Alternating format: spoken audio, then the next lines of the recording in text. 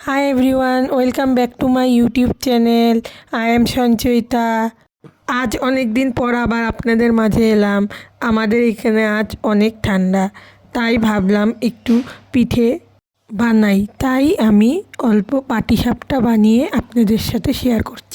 পাটিসাপটার ব্যাটারে কী ছিল স্ক্রিনে দেওয়াই ছিল, আপনারা দেখে নেবেন। ঠান্ডার দিনে পিঠাপুলি ভালোই লাগে। আমাদের বাড়িতে তো ঠান্ডার দিনে পিঠেপুলি হলে রাত্রে পরের দিন সকালে এটা দিয়েই ব্রেকফাস্ট হয়ে যায়।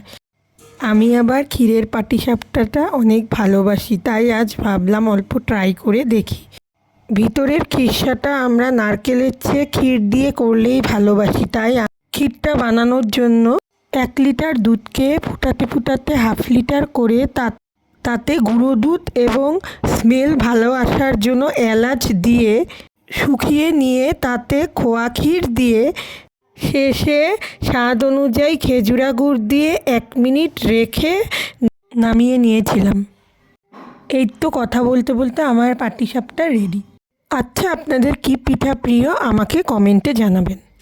আমি কিছুদিন ধরে রেগুলার ভিডিও করতে পারছি না, তাই দেখছি আমার ভিউ এবং সাবস্ক্রাইবার কমে আসছে। প্লিজ আপনারা সাপোর্ট করেন, এখন থেকে আমি রেগুলার ভিডিও দেওয়ার চেষ্টা করব। ধন্যবাদ।